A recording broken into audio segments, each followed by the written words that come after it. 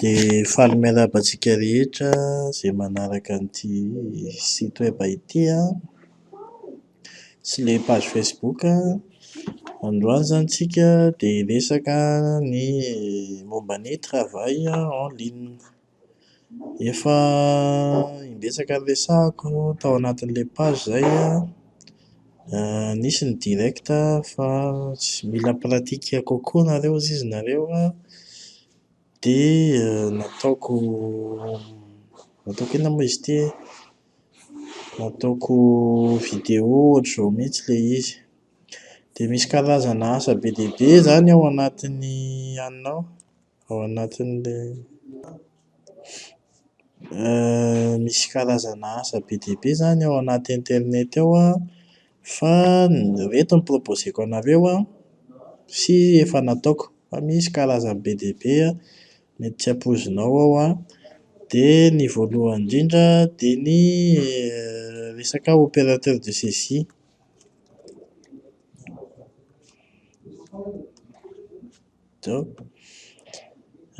Ny ataon'io izany dia manao saisie, misy sary izany alefan'ny olona aminao, omen'ilay vazaha, ohatra hoe sary tamin'ny taona 1600 dia tsy fantatrao mihitsy ilay soratra,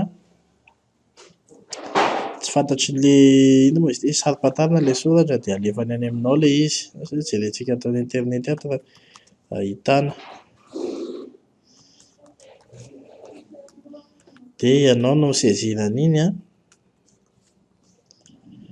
dia arakarak'ilay site moa izany ilay karama. Asa jerentsika image.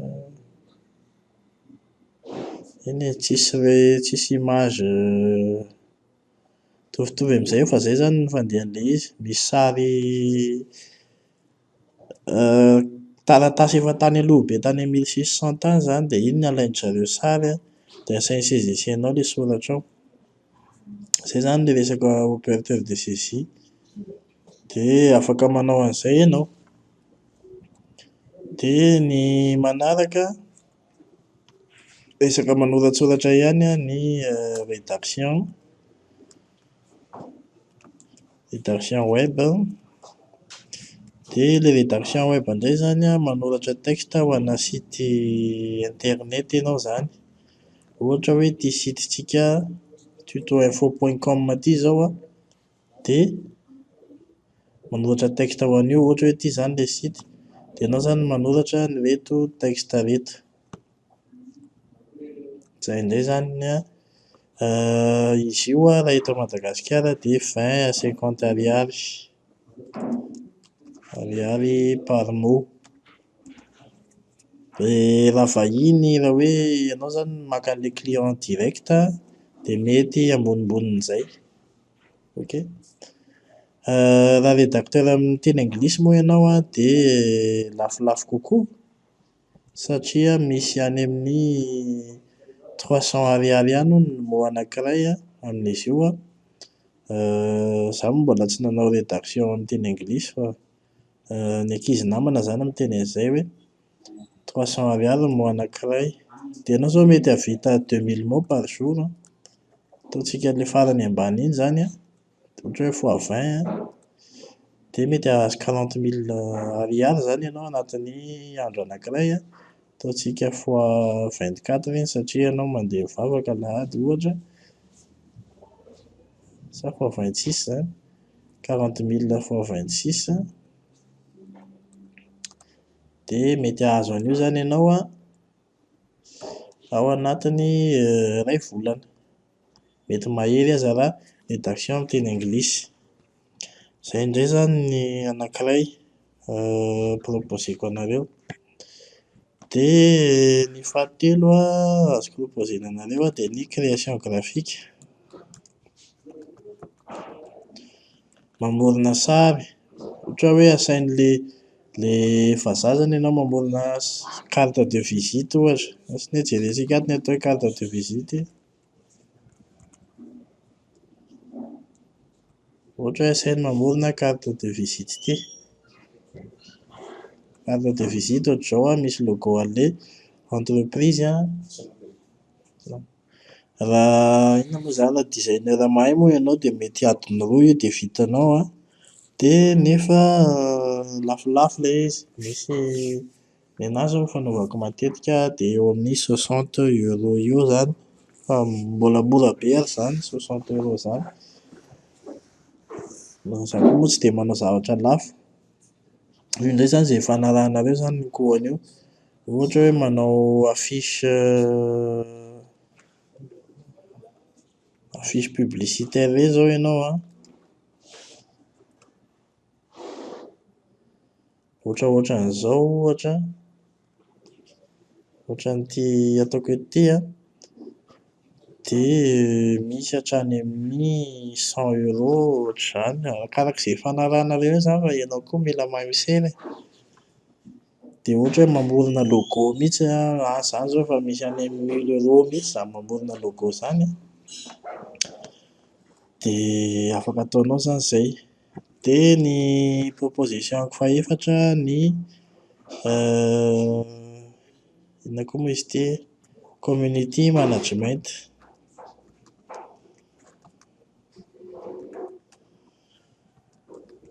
Dia ilay community management indray an, resaka gestion ana réseaux sociaux izy io.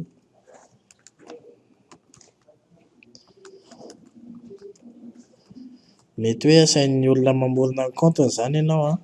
Mamorona compte na mamorona page dia asainy mi-gérer an'iny, asainy mamaly message. Dia mahafinaritra be ilay izy satria Facebook no andraisana vola isam-bolana. Dia iny moa izay fanarahanareo koa iny. Tsy dia misy tsy ohatran'ilay rédaction izany hoe efa izao ny prix eto Madagasikara, izao ny prix fanaovan'ny olona fa tena izay fanarahanao eo izany. Mila mahay mivarotra ilay service-nao ianao. Dia ohatra hoe ity izany ny page-n'ilay client an. Dia ny tanjonao izany an dia hampiakatra an'ilay ventiny. Ohatra hoe ilay tuto info izao mivarotra formation en ligne. Dia hampitombo an'ilay client izany ny tanjonao an. Dia mamaly message. Dikan'izay mampitombo an'ilay j'aime sy ny sisa sy ny sisa. Ianao daholo mi-rédiger an'ilay texte ao an. Ianao manao publication an. Fa izany hoe mifanaraka amin'ilay client-nao izany ianao. Amin'ilay zavatra ho publier-na fa tsy hoe pub afahatany izany. Izay indray izany ny asa en ligne anankiray afaka ataonao izay community management izay. Mety hoe hamorona compte, tsy compte Facebook ihany izany no ataonao fa mety hoe compte LinkedIn,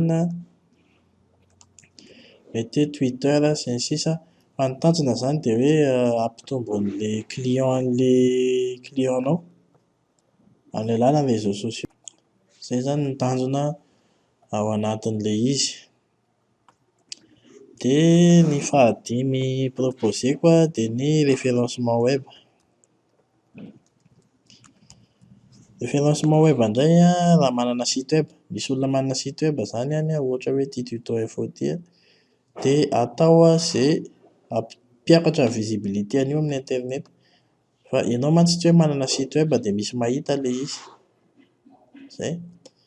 Fa misy teknika izany an atao an mba hampiakatra an'ilay visibilité an'ilay izy. Dia mifandray be amin'ilay rédaction web ity référencement web ity.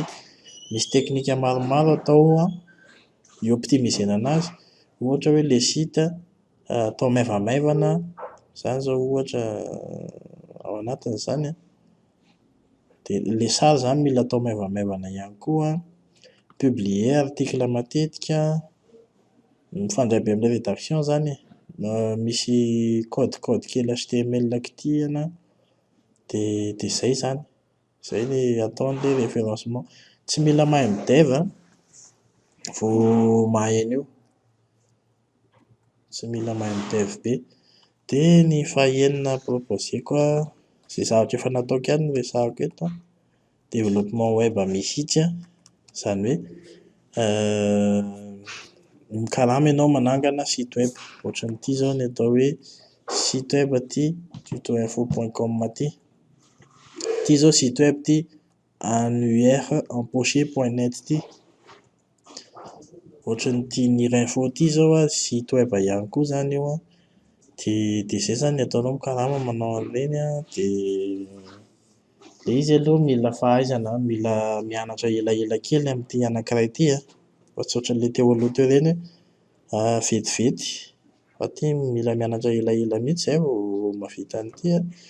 Fa na izany aza dia asa mahavelona izy satria ity angamba no lafo indrindra amin'ireo asa ireo. Ity be karama indrindra ity amin'ireo. Ity koa izao site anankiray ity. Dia ianao izany mikarama ianao an, manao an'io zavatra io. Izay an. Izay an. Dia misy zavatra be dia be izany ankoatran'ireto an,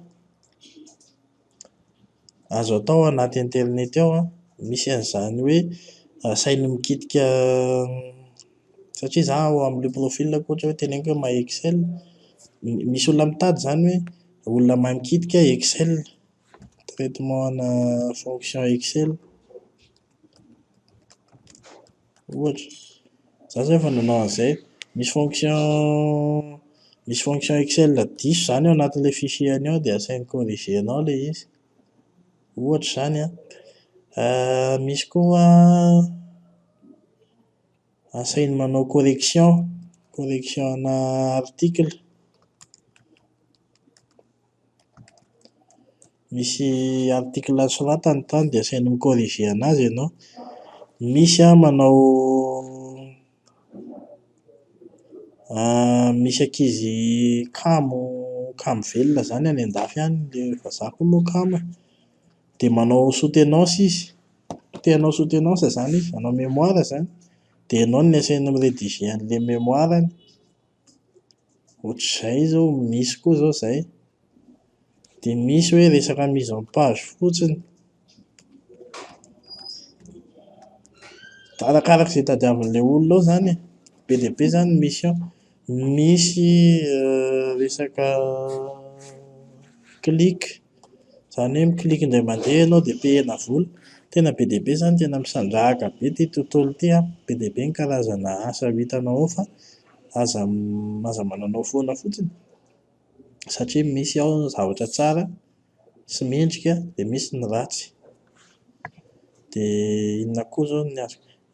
Ity izao asa mbola tsy nataoko, ity resaka anona ity an, transcription audio. Fa misy an'izany ao an. Transcription audio izany misy fichier audio izany any naninany, alefan'ilay vazaha dia ianao no manoratra texte. Henonao ilay izy dia soratanao izany izay teneniny eo. Dia indraindray misy rapide be ilay zavatra tenenin'ilay olona. Ok. Dia misy téléconseiller ireny. Afaka tadiavinao be dia be izany zavatra afaka tadiavinao ao an. Fa ianao ihany no arakaraka izay zavatra hainao izany e.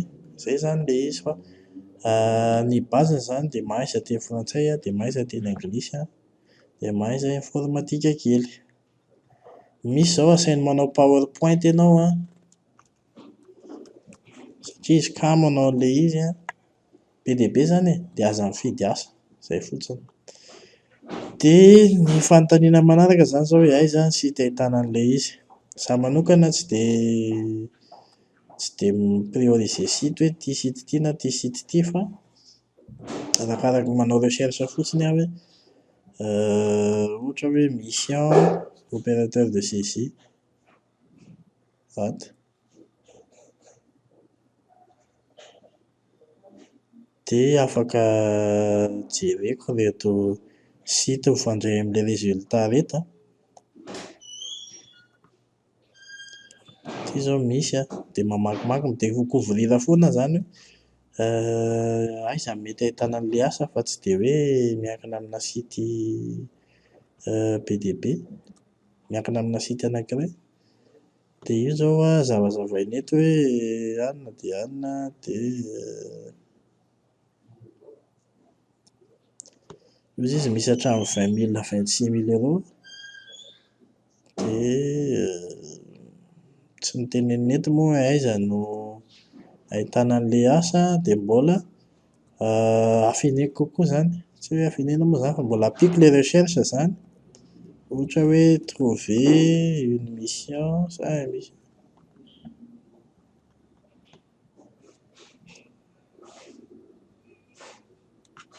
dia ato tia misy hoe nahita zany site freelance informatique zany tsika ohatra, ity zao misy mission dia midina ato anatin'ity site ity zany, andramo aloha dia resaho sao dia mailomailo ihany fa misy mamitaka. Afaka mijery ato amin'ny Facebook koa tsika,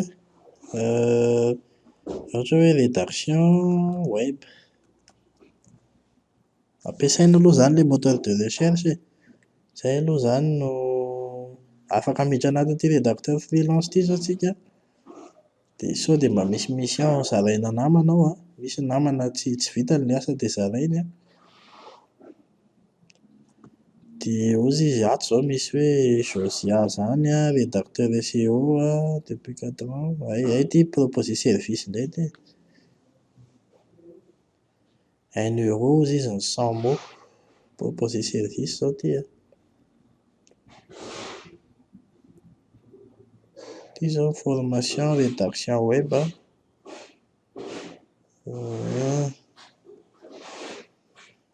Dia ampitomboy kely ilay recherche, gasy daholo re zao ilay recherche ireo, atao hoe France indray hoe.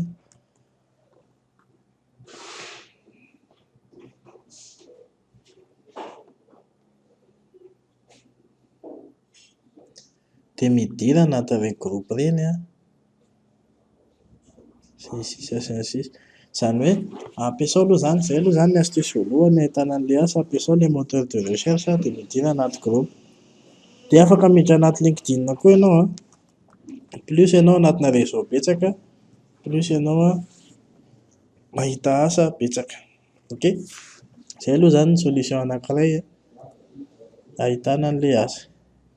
Fa misy site zany an afaka jerenareo an, ohatran'ny hoe Bfreelanceur. Freelanceur ity zany mba hatoroko anareo ity an, Bfreelanceur.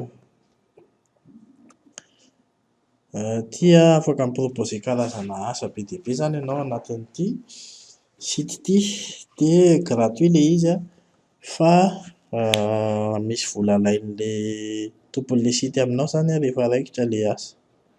Ok an, izay ilay Bfreelanceur, izay ny anaran'ilay izy an. Ataoko eo amin'ny lien eo ambany eo moa zany ireny. Dia misy koa izao zany Upwork izany.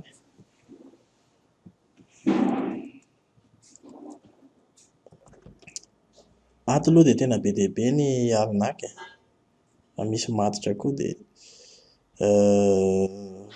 mahaiza miresaka dia fataro aloha hoe angatao assainivem-paix en avance izy ohatra. Hitanao zany rehefa miresaka aminazy eo zany ianao dia hitanao, rehefa hitanao hafahafa dia alao paha. Izay. Dia misy koa an'izany freelance.com izany.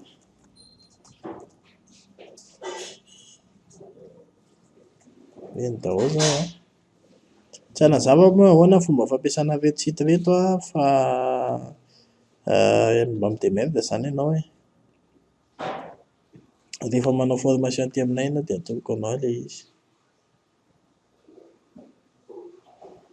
Ohatra hoe ity an, dia misy an'izany 5 € zany an, 5 €.com.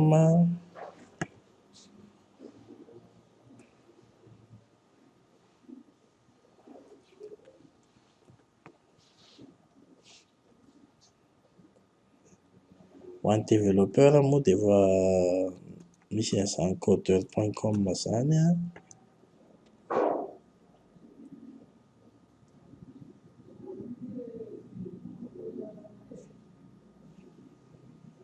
Io zao misy travail en ligne anankiray ozy, je vais professionnellement nettoyer vos fichiers audio. Izany izao dia efa izy izany. Je vais créer votre site internet izao ny an'ity ity an. Dia ity indray hanao livret hono izy an. Ity hanao mock-up. Bobaka be izany ny zavatra azonao atao ao e. Ok, izay zany ilay 5 €. codeur, resaka développement web any ao, misy mission community management koa ao. Be dia be ny mission atao anatin'ity zavatra ity an. Misy resaka référencement sy ny sisa sy ny sisa. Dia ato koa misy an'ity site ity hitako proposer asa be dia be an. Izao vao nahita an'izy ity. Izany soumettre.fr izany hozy izy. Ity asa madinidinika ireny. Dia jereo ilay izy an, dia vakivaky io an, sao dia misy mahasoa. Izay. Izay izany ilay resaka asa en ligne. Dia izaho izany ohatry anahy izany tsy dia manao aho hoe tsy dia misy tsika izany efa lasa mieritreritra izany tsika tsy maintsy anatin'itony plateforme itony vao mahita asa. Fa indraindray izany na Facebook ary dia efa mahita. Ny olona ato anatin'itony plateforme itony koa olona efa mpisera be, efa akaiky be, dia mamitapitaka. Fa ilay hita anaty Facebook ireny mbola tsy dia maharaka ireny. Dia ireny azahoana misimisy kokoa. Ampiasao daholo izany, ampiasao moteur de recherche, ampiasao ilay site efa fantatra. Mety misy site hafa vao forona koa dia jereo ilay izy. Izay izany ny anankiray, izay ilay ahitana an'ilay asa izany. Dia ianao izany mila connecté foana izany no tena marina. Mety hoe mandeha miasa ianao an, dia rehefa any anaty bus any dia connecté an, mijerijery sao dia mba misy mission an, dia mila tsikivo koa. Dia ny tena important indrindra mila mahay, satria amin'ilay formation ilay asa ilay tany saiko teo ireny an, dia mila fahaizana. Dia ato amin'ny tuto info izao an, misy mampianatra mombana rédaction an, mombana community management, mombana Excel, web design, access sy ny sisa sy ny sisa, wordpress sy ny sisa sy ny sisa. Ity an misy proposition iray an, asa en ligne azonao atao raha ohatra ka hoe mazoto mirédiger article ianao. Manangana blog ianao ohatra, ohatran'ny hoe 24/24.mg, ohatran'ireny, blog d'actualité. Dia zavatra resahanao ao izany dia vaovao, actualité, buzz, inona koa izany, izay zavatra misy eto ambonin'ity tany ity izany dia resahanao ao. Ok. Dia afaka raha te hahay an'izay ianao an, raha te hahavita site ianao an, dia ity formation wordpress ato amin'ny tutoinfo.com ity no ataonao. Ity tsy mila fahaizana code ity, fa na mibadabada ary dia mahavita. Dia afaka manao blog iray ohatran'ity an zareo ity, lasa manao pub an'ireto olona ireto an. Fa izy izany ao an miresaka de tout et de rien, resahany daholo izay azo resahana. Dia tsy haiko izy ity na nanao affiliation zareo, mety nanao affiliation tamin'ny Telma izy izao hoe resaka tamin'ny Telma izy ao mba ataonao ao ilay inona moa izy ity, ilay pub anareo an, mety hoe resaka tamin'ny SMTP izy an, sy ny sisa sy ny sisa. Izay izao afaka azahoana vola koa izay raha mazoto miketra. Izao misy hoe BMOI an, sy ny sisa sy ny sisa. Ok an. Dia eo ianao manoratra mizara an'ilay passion anao io izany ianao an. Dia ny iray manaraka izany, izay izany ilay resaka affiliation. Fa ny ohatran'ilay tutoinfo.com izao an, dia publicité, Google AdSense mihitsy an no ao. Izany hoe mifanaraka amin'ny Google izany, mamorona compte Google AdSense dia manisy publicité. Lasany hoe jereko hiditra amina compte anankiray aho e.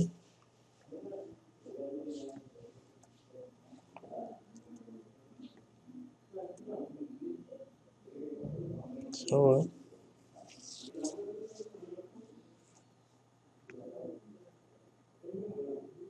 Dia misy publicité, ireny publicité ireny, publicité Google ireny. I Google mampiditra anazy ao an, dia ianao mahazo vola. Dia inona moa izy ity, ity no asehoko anao an, Za zao ty contrat ity zao dia firy tapa-bolana zay ngamba namoronako an'ity sa iray volana dia efa nahazo an'ity tamin'ity volana firy volana ino moa tsika zao volana août ity zaho efa nahazo 1,73 € tamin'ity compte ity. Dia maninona moa ity compte ity no kelikely ny vola azo satria mbola vitsivitsy ilay visiteur, fa misy compte-ko hafa efa mahazo hatramin'ny 1,000 € par mois amin'ilay izy. Aleo ilay izy tsy sokafako eto fa tena azahoana be ilay Google AdSense dia ny secret izany dia hoe manoratra article foana ianao ohatra ny ataon'itony olona itony na ry zareo avy ao amin'ny Orange ao Actu Orange. Fa ny anazy aloha tsy haiko ohatran'ny tsisy pub Google ny anazy, publicité amin'ny produit fa afaka manao an'izay ianao. Ohatra hoe misy an'ity sympathie votre assistante zasy aloha le blog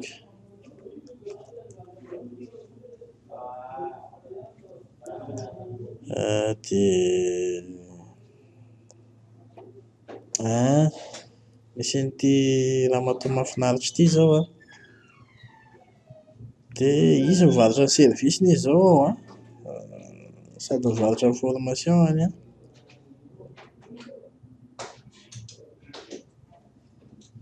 dia misy blog tutoriel ny zarainy ao ohatra mbola tsy nahita publicité aloha. Fa reny zany azon'ity ramatoa ity nasiana publicité zany tao dia mahazo vola izy. Izy zao tsy mila fahaiza jerenao amin'izao zao fa ilay site tsy dia tsara akory fa ny olona tsy dia mijery an'izay loatra, tsy dia mijery ny hatsaran'ilay site ilay izy fa ilay contenu publienao dia azony nasisisika teo zany publicité. Ity zao publicité anankiray ity newsletter ity.